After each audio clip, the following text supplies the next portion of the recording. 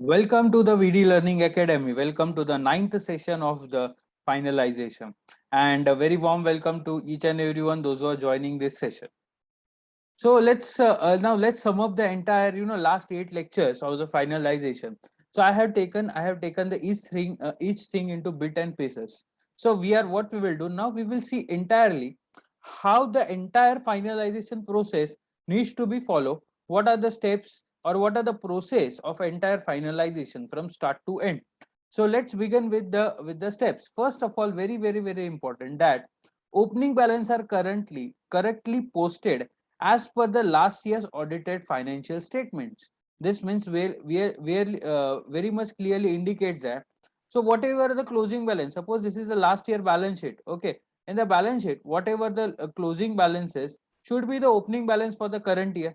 Okay, so in the trial balance, we can get the opening balance figure. So opening balance figure must be checked with the last year's balance sheet. The first and foremost part of the finalization as well, and as well as of audit procedure as well. So whenever in audit procedure we follow the first step that we follow for the audit, that we check the opening balances. We take out the trial balances of current year with the opening and closing balance. Okay, so opening balance of current year will be matched with the closing balance of the previous year. Then prepare a bank reconciliation statement. As into the previous to previous session, we had discussed about the bank reconciliation statement. So that statement must be must be made, as well as reconcile the sales, purchase, output tax, input tax credit with the GST return. Now very simple to understand. Suppose this is your accounting data. Okay, this is our accounting data, and this is the data as per the GST. Okay, now we have to match both of them. Okay, so whatever the current data for the month wise, for April, May, June, July, August, and so on, for the current for the year which you are doing the finalization, suppose there is the X amount of sale. So that amount of X amount of sale and X amount of purchased must be tallied with the GST returns. Okay, we have to tally with the GST returns. We have to download the April month, May month, June month, and the data of each month, and we have to cross verify. We have to make a reconciliation statement. Okay, now what will help? So first of all, if any backdated entry, if any backdated entry is done in our data, we can specifically highlight them, and also we can pay the GST for the remaining amount. Suppose as per the data for the month of just I will take a short example.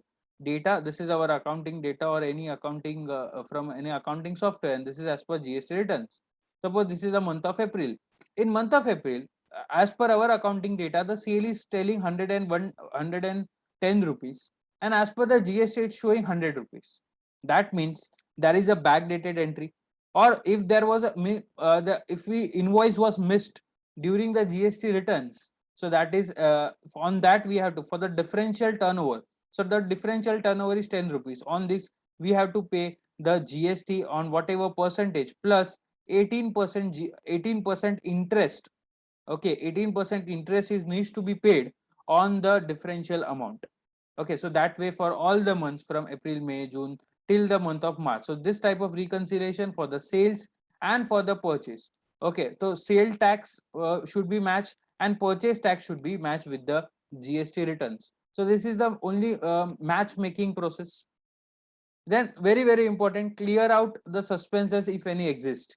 Okay, the suspenses accounts are created while passing the bank data entry. So when we do the bank data entry, so either the receipt or either the payment, sometimes we are not aware to whom we from whom we have received the money, and sometimes there is some issue, we have made the payment but we are not able to find out exactly to whom which we have made the payment. So after finding the reasons and after finding the right persons or the right organization from whom we have received the money and to whom we have paid the money, so then we can rectify those entry and we can start further. So first four step, very simple.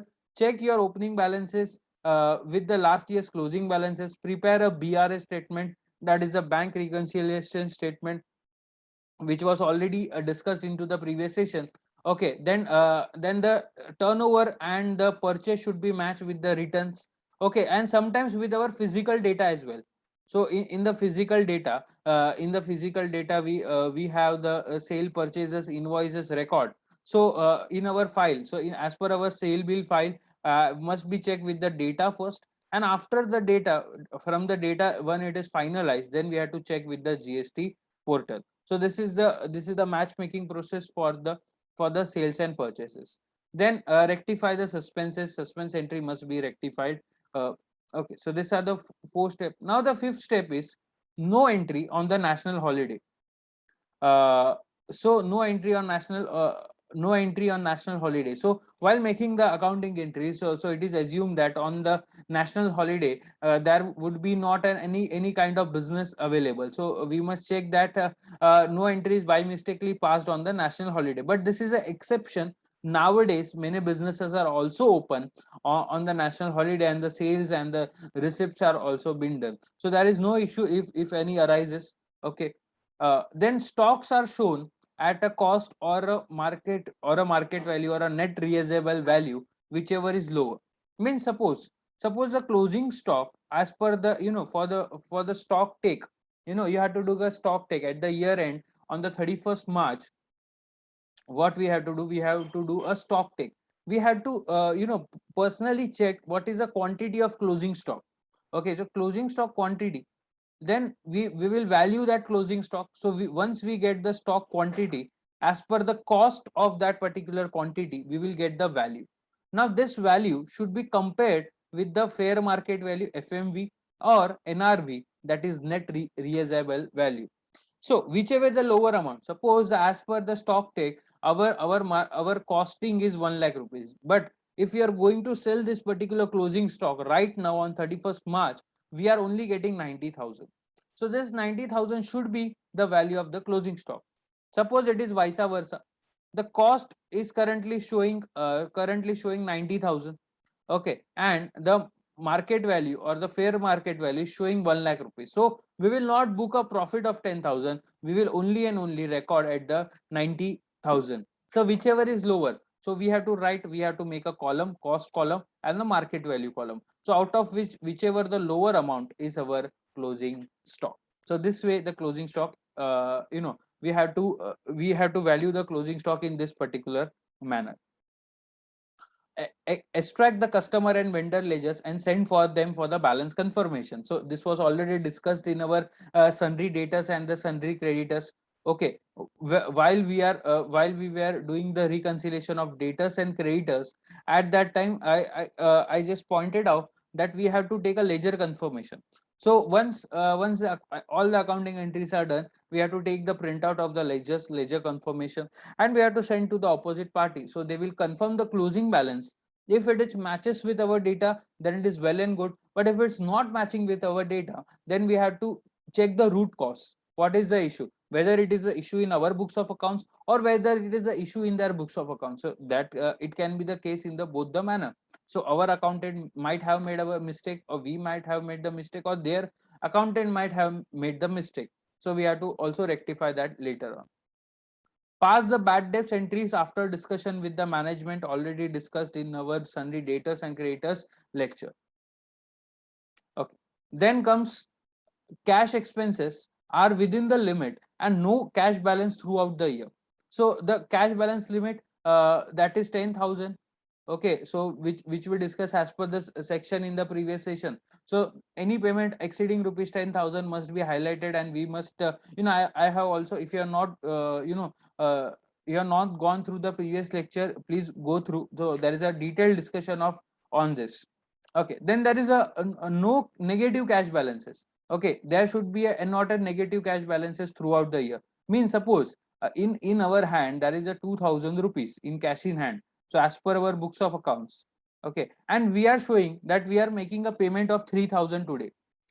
Now practically we have only 2,000 in our pocket, in our cash box, but we are doing expenses and we are paying the amount of 3,000. So there will be a negative cash balance of 1,000 rupees. So this should be rectified. Okay, so we can shift the voucher entry date to the another date. Okay, so so that is the solution for that. So that is practically is not possible that I'm not having anything amount in my pocket and I'm paying that. There might be some issue. There might be an issue in the cash withdrawal entry. or any other expense is overbooked. So we have to check that root cause as well. All asset purchase are properly capitalized or not. So whatever the assets that we have purchased, they are properly shifted to the fixed assets account. Okay, as well as the respective depreciation entries are passed at the end of the accounting year. So depreciation as per the WDV for the income tax, and for other entities as per the Companies Act. So that is for private limited company and the limited company. Interest payable and receivable on the loans and the investments are properly recorded. So whatever the loans are given, okay, again in the investment lecture we had discussed, so the interest payable means if you have taken any loan, for that the interest is properly booked, uh, and if any loan is advance date, means we have given any loan to anyone, so on that any interest is receivable as our income, so such as into the investments, or any other instrument, whether they are properly recorded or not, and along with the proof of that particular expenditure uh, must be available with us. Make the provision of outstanding and the prepaid expenses like insurance are properly bifurcated into prepaid and the salary for the outstanding for the month of April, and so on. That was already discussed into our first and second lecture. So that was the basic of the finalization. Okay, so that is a part of again a part of finalization, the accrual concept. Okay, audit fees, accounting charges are those and other expenses are properly booked and must be checked whether they are of any personal nature, okay, or they are related to any business. Okay, many of the times the proprietors or the partners book their personal expenses of their accounting expenses or their income tax return filing, GST filing, of their personal into the businesses. So that is not allowed. Individual and business are both are different. Okay, if any personal expenses are debited to the profit and loss account at the time of calculation of profit and for the purpose of the tax, that expenses should be added back to the profit. Or we have option. So in case of proprietorship, we can shift to the drawings. Okay, and in case of partnership firm, we can debit the partner's capital account. Okay, so these are the scenarios that we can do so. So or we can disallow those expenses. So disallowances part, that means anything it is to be added back to the profit. Check the petty cash expenses, the small petty cash expenses. Again, the petty cash expenses was explained into the previous lecture. There is a main petty cashier, and they hire the different petty cashier for the different sites, suppose B, C, and D. Okay, now whatever the expenses that he is making, so we have given authorities to someone. We have to check whether that authority for making the payments and receiving the cash has been done properly or not. Proper vouchers must be cross verified, and the proper supporting documents must be there. Again, we must authenticate that documents. Means many of the times a petty cashier may book a bogus cash entries, okay, bogus bills. So means a duplicate bill or a anonymous bill which is actually not paid, but to claim some expenses for his own pocket, he has produced that voucher. So again, that is related to the business, whether it is properly used or not. So this man control is required, a human control is required. Many of the times they can misuse their authority. Now again, a very important, so always whenever we end the finalization in this particular manner, whenever we prepare an audit report, at that time we check the current year profit and the previous year profit, okay, and the ratio as well. So main is ratio. So everything is dependent upon the ratio. The volume may change, means the turnover may change. Suppose the turnover is 1 lakh today and it can be 2 lakh tomorrow, but the profit ratio is somewhere near about only. Okay, suppose it is in the previous year, suppose in current year the turnover is 2 lakhs, in the previous year is 1 lakh. The previous year the profit percentage was 10%. In the current financial year it is 11%. So there might be a possibility increase in ratio, there might be a possibility decrease in ratio, but there will be not a drastic change.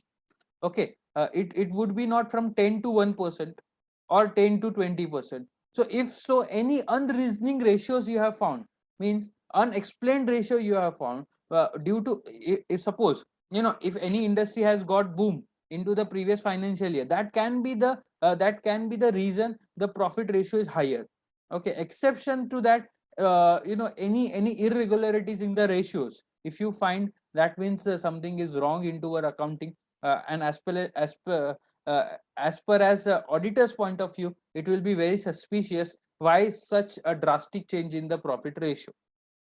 So compare the expenses with previous year on the turnover, and if you find any major variation in the ledger, then check again the correctness and the record for the reason of variation. If practically the ratio is jumped or fall drastically, so that might be the reason. Okay, now due to the COVID situation, the rental expenses, the fixed expenses were burden, and the sales were zero at that time. So now we have a justification. Due to COVID, there can be a drastic drop in the net profit.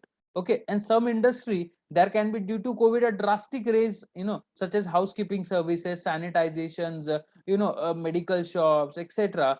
They have a bit had some bitter good advantage of the COVID, and so due to that we have a logical reasoning behind that. But if it is not the case, we have to check the correctness of the expenses and the income. Okay.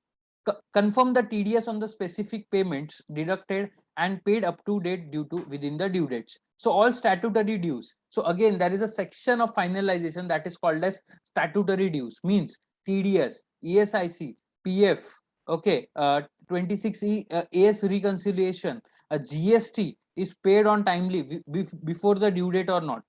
Okay, so any taxes which is due in the month of March. Now suppose the month GST for the month of March is usually paid in the month of April. So as of 31st March, when we will close the balance sheet, it will show as payable. Okay, now we have to check whether in the next year, next financial year, whether it was paid within the due date or not, as well as in the current year for each month whether the GST was paid in due or not. If not, then the interest liability will arise. Okay, same with PF, ESIC and other statutory dues are recorded properly first of all, and they are paid within the due dates. Okay, in the case of PFIC and PF, if they are not paid on time, so such expenses are disallowed. Okay, disallowed means they are added back to the profit. So as I mentioned in the previous year only, previous lecture only, that there is a net profit, okay, as per the profit and loss account, and whatever the irregularities if we find in the books of accounts, they are added back to the profit. If the profit is higher, then the taxes will be also higher. So to escape from the circle of disallowances, all the rules and regulations must be properly followed. Narration is specified with each entry or not. Narration must be there. As a part of accounting and as a part of bookkeeping, narration is must and very, very important. As you can elaborate the narration, please elaborate the narration at each time. Compare the gross profit ratio and the net profit ratio with the last year, if same way which I discussed in the previous slide. So NP and GP ratio must be discussed with the management, whether it is showing whether we are going on right path or not. So this was all about from start to end. Okay, this everything was been explained you in a very much detail into our previous sessions, but this is the steps. Okay, if you have to start a finalization process, follow this all 14 steps or 15 steps. Okay, now moving ahead, a very important part, that if the net profit is there, if we are doing a accounting of a proprietor business. Okay, if we are doing a proprietor, there is an individual proprietor, for them the net profit, suppose there is a net profit. Now how we treat this net profit? So this net profit is added to his capital account or her capital account. Okay, it is added to the capital account. So everything, the plus and minus is done into the capital account. Okay, such as any net profit is added back, and any drawings or any personal expenses we have to minus from the capital account. So what we do, we directly transfer. So how the entry is to be passed? Okay, so what we will do, will debit the net if it is a net profit. So net profit, or that means a profit and loss account debit. Okay, so we have to pass a journal entry if there is a profit, how to transfer the profit. So profit and loss account debit. because if there is a credit balance, that means it is a profit and loss account debit whatsoever the amount to capital account. So we will transfer to the proprietor. The profit is transferred to the proprietor's account. Okay, so this is very simple. But in case of partnership firm, it is not the case. So there are some rules and regulation attached with to that. As per the income tax, as per the Income Tax Act 1961, we have to follow some steps and we have to transfer the profit in that particular manner. The first one is we have to check as per the income tax rules. In interest on capital, as per the partnership deed, okay, it is allowed maximum 12%.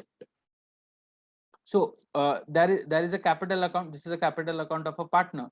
So over here it will be by balance brought down. If any if any excess if any capital is given into the partnership firm, suppose this is a partnership firm, and partnership firm requires the money to begin with. So the partners come and they fund and they fetch their capital over there. So they transfer their capital into the PF, the partnership firm. Now each partner is eligible to get an interest on those capital they have invested. Means suppose if this partnership firm had taken a loan from bank, and after taking the loan they have to pay the interest to the bank. The same way that amount is funded by the individual partners, suppose partner A and partner B. Now this partner says that suppose if this money, whatever the money is invested into the partnership firm, if it was kept into the bank in the form of FD, so we might have received some interest. So we want interest from our partnership firm for our capital invested. So okay, partnership deed, if it is mentioned in the partnership deed, we will pay them, but we cannot pay more than 12%. Okay, so as per this is as per the income tax rules. Okay, suppose we have paid a 14% of interest, so we are only eligible to allowed only 12%. So in our profit and loss we will show entire 14%. Okay, so I will show you one example. Okay, suppose the interest on capital, it is showing as per, if it is as per 14%, it is 2 lakh rupees. Okay, and our NP, that is our net profit, is around about roughly about 8 lakh rupees. Just a small example. Okay, so this is 14%. We have paid as per the 14%. Now while making the computation, what we will do, we will write net profit over here. Okay, so net profit is 8 lakhs. And what we will do, first of all, we will add, what we will do, disallowed the entire 2 lakh rupees. Okay, so this is 10 lakh rupees. Our profit will go up to 10 lakhs. Now we will only allow 12%. So we'll allow 12% interest on capital. Okay, suppose the amount is 1,50,000. So it will be minus. Okay, so it will be considered as expenses. So 1,50,000. So now our revised net profit will be 8,50,000. So there should be no change in the profit and loss account. We have paid actually 14%, that's okay, you can pay, but for the tax calculation purpose it can be allowed only and only up to maximum 12%. If it is below 12%, there is no, then there will be, these steps will be discarded. Okay, these steps we should not follow these steps. Okay, so it is well and good that you have followed as per the deed or as per the income tax rules. If it is not, if it is more than 12%, then this procedural part we have to follow. Remuneration to the partners. Remuneration means partner's salary. Okay, salary of the partner does not exceed the limit as per the specified into the Income Tax Act. Means a proprietor, if there is a proprietor business, okay, the entire amounts goes into the pocket of the proprietor. But in case of partnership firm, they are working as a partner, so as a remuneration or as a kind of salary, it is given from a partnership firm, and then later on they distribute the profit against their profit sharing ratio. Suppose I am a partner in an organization, I am working there as an individual entity throughout the day. Suppose we have kept for my position another person, we might have paid him a salary. So as a partner, I will be privileged to receive that salary. Okay, to receive as a salary, and then whatever amount remains, we will distribute as a profit amongst everyone. Okay, so profit to a partner does not exceed the limit as per the specific income tax. Okay, now because the salary is a part of profit and loss account, I as a partner, what I will do, I will book maximum salary to reduce the net profit. If the net profit is ultimately reduced, the tax will be also reduced. So the department knows, previously they are very much smart. So what they did, they played a role that you pay the remuneration, there is no issue. Okay, but with a specific limit of the income tax, you cannot pay any amount. That should be a some calculation for that. Now, what is that calculation? Let's understand.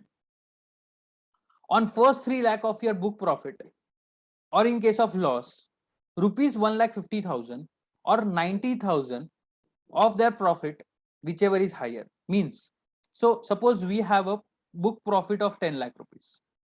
Okay, now what we have to do, we have to take a branch of that on first 3 lakhs of the book profit. So this is our book profit. Okay, on 3 lakhs, first 3 lakhs, what we have to pay? 1,50,000 as a remuneration, or means 1,50,000 as a remuneration will be allowed, or 90% of the profit. So 90% of the profit, whichever is higher. So 90% of the profit is over here 2,70,000. If you calculate, it will be 2,70,000. And as per the rules, it is another amount is 1,50,000. So that is as per the income tax law. So whichever is higher, out of this, the higher amount is 2,70,000. So 2,70,000 will be allowed as a remuneration of first 3 lakh rupees. Okay. On balance book profit. So what is the balance book profit? It is 7 lakh rupees. So on 7 lakh rupees, now 60% of the book profit will be allowed. So into 60%. So it is round about around 4,20,000. Okay. So this 4,20,000 will be allowed as a remuneration. So what is the total in totality remuneration will be allowed?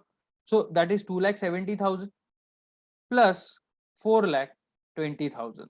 So that is somewhat around 6,90,000 will be allowed as a remuneration on 10 lakhs. You cannot pay more than 6,90,000 to a partner, to all partners. Okay. In totality, partners remuneration should not exceed 6,90,000. If it is well below 6,90,000, it's okay. Okay, that's a green signal, thumbs up. But if it is more than 6,90,000, we have to disallow that particular amount. Suppose we have described that we are paying to 7,20,000 as a remuneration. So the 30,000 remuneration will be disallowed. Okay, 30,000 remuneration will be disallowed. Now let's see. So this is as per calculation. As per calculation. So what we have to do, I will tell you once again. I will show you the entire calculation once again. So 10 lakh is the entire net profit as per our books of accounts. Okay. From that, of first 3 lakhs, we have to compare 1,50,000 or 90% of 3 lakhs, that is of 3 lakhs. So we have to compare. So over here is 1,50,000 and over here is 2,70,000. So 2,70,000 will be considered because it is whichever is higher. Then over here on rest, so 10 lakhs minus 3 lakhs, the rest amount will be 7 lakhs. On 7 lakhs maximum you can give 60%. So it is 4,20,000. Okay. Now we will add both the profits. So once we add both the profit, it is 4,20,000 plus 2,70,000. It is 6,90,000. So as per the calculation of the income tax, it is 6,90,000. You have actually paid, actual remuneration is paid, suppose 7,20,000. Okay. Now let's see how the computation will work in this case.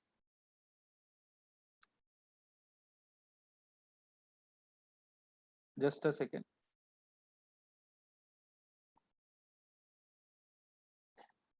So as per IT rules, as per the calculation, it is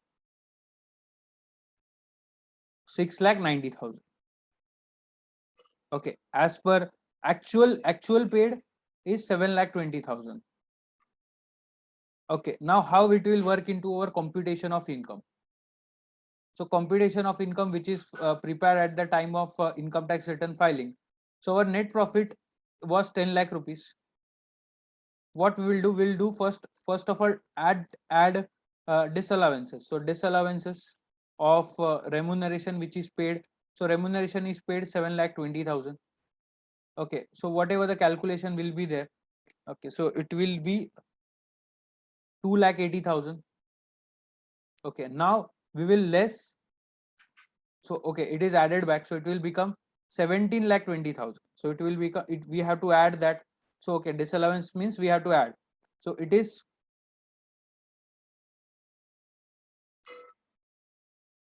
17,20,000. Okay, now we will minus allowed remuneration as per the IT rules. Okay, as per the IT rules, we have to write in this manner. So it is 6,90,000. So whatever the calculation will be there, this will be our revised net profit. On this, we have to pay actual tax. So this amount will be 10 lakhs 30,000. So your profit will ultimately increase by 30,000. Okay, so this is the process. So how this calculation has been done? So it is as per the rules. Okay, suppose our profit is only 1 lakh rupees. Okay, then what we have to do on first 3 lakhs? So there is no 3 lakh over here. There is only 1 lakh rupees over here. So if we can pay 1,50,000 or 90% of 1 lakh. So that is 90,000. So we can pay a profit. We can pay a remuneration up to 1,50,000 in this case. In the case of when profit is less than 3 lakhs. When profit is more than 3 lakhs, on first 3 lakhs, it is all directly 2,70,000. And whatever the remaining profit, on that we have to write we have to give a 60% of that. Okay. So now suppose this is your profit and loss account. To interest on capital, suppose interest on capital is we have paid 2 lakh rupees as per the rules. Okay, this is as per rules. And to remuneration, we have paid 3 lakh rupees. Okay, then our net profit is suppose roughly around 8 lakh rupees. So this is the current scenario. Okay, why I'm explaining you, why I'm writing this example, you will just understand. Okay, now that's very important. The word is book profit. How to calculate this book profit? It is not a directly a figure from a profit and loss account. So first what we have to do, income. So for the book profit calculation, the income as per the PGBP, that is profit and gains and the business. So as per the profit and gain from the business, so 8 lakh will come over here. Add interest and remuneration paid or payable. So if it is directly considered over here, so this will be added back. So this 5 lakh will be added back. So 8 lakh, and you will add this the interest and capital which is already paid. Okay, so now this will become 5 lakh rupees will be added back. So our book profit, then we will less the interest as per the section. Okay, the interest is 2 lakh rupees, so we will minus the interest. So first what we will do, we'll take a profit and loss account of the profit from the profit and loss account, 8 lakh rupees. Then we'll minus the interest and capital and remuneration which is already being passed into our books of accounts. If it is not passed into our books of accounts, then we have to write 0. Okay, then we have to write 0. Then that is the book profit. If in this net profit we have not minused interest and capital and remuneration, so there is 0 over there, then no need to calculate the book profit. This itself is our book profit. But from net profit, if you have to calculate the book profit, so we have to write the net profit over here. We have to add back the interest and the remuneration which is paid. Okay, then we will minus the allowed interest. So allowed interest is 2 lakhs. So if we add up them, so it will be, our book profit will be 11 lakh rupees. So now on this 11 lakh rupees, we had to calculate the on first 3 lakh, and on the remaining 8 lakhs we had to calculate in that particular manner. So this way we have to arrive at a book profit. So this is a small, again this is done by a chartered accountant at the end, but you are being with the associated with VD Learning Academy. So this kinds of concept I would like to share always, the higher level concepts with you. So thank you for attending the entire session. So into our next session, we are going to discuss about the schedule 3 balance sheet, how the schedule 3 balance sheet works, as well as we will see into our upcoming session the practical partnership finalization process, and also about the company's capital, okay, how the company's capital account works. So at the time of explaining the balance sheet, that will be also covered. So almost we have 3 sessions left. So in entire 12 sessions of finalization, I hope you are a champion, you are into the process of becoming champion. So this is the assembly lecture, I can say. I have assembled all the previous 9 sessions into a single sessions. So this steps you can write down, and whenever in your practical life as well, you are going through the process of finalization, you can use these steps, and surely you will have a great success in that. So thank you, and see you until our next session.